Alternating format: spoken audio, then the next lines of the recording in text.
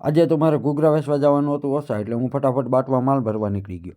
પછી ટાંકીમાં થાવ પેટ્રોલ જ નહોતું. પછી મારા રાજદૂતમાં મેં 5000નું પેટ્રોલ પુરાવી લીધું. હું કહું ભાઈ હાલે રૂપિયા. પછી બાટવાથી માલ ભરીને આવી ગયો હું ઘેરે. પાછા ઘેરે આવીને તો આપણે ઈનું ઈ જ કામ કરવાનું હોય, એટલે હું તો ચટણી બનાવવા બેસી ગયો. પછી ચટણીનું કટિંગ કરતાં કરતાં મને યાદ આવ્યું કે મારી બાઈએ પાણીની ડોલ ભરીને ગરમ કરવાનું કીધું હતું. હાલો ગાય ગરમ કરી નાખું. નકર પાછું પાણી ગરમ નહીં થાય તો પાછી ઈ ગરમ થઈ જાય, એની આપણને વધારે ફાર હોય ને. પછી પાછો પાણી મૂકીને એની પાસે ગયો તા તો એ તો હાવ ખિલખિલિયા કરતી હતી ને દાંત કાઢતી હતી. મને કે સાના મુના હંજવારી કાઢવા માંડો, કે હંજવારી કાઢવાની હજી બાકી છે. લે મારી પાસે હંજવારી કઢાવી. હું તો હાવેણી લઈને ઘર વારતો હતો તો એ બેઠી બેઠી મોબાઈલ જોવે. અટાની બાઈઓને કંઈ કહેવાય તો નહીં. આને ફોલો ના કરતા ને દહ કે થઈ જાય પાછો આને પાવર નહીં હમે, બીજું કઈ વાંધો નથી મને. મારી આમે ઓછું ચડાવો છે હું એટીટ્યુડ વાળો માણસ. અમારી આમ ઓછું ચડાવો, પછી તમારે કોઈ આમે ના ચડાવે.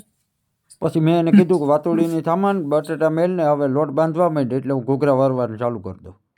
પછી તો મેં ફટાફટ ઘૂઘરા બનાવીને અરગી ગયો ખાય ઘૂઘરાને તરવા. હું કહું નકર મોડું થઈ જાય તો પાછા ક્યાં વેચવા જાઉં.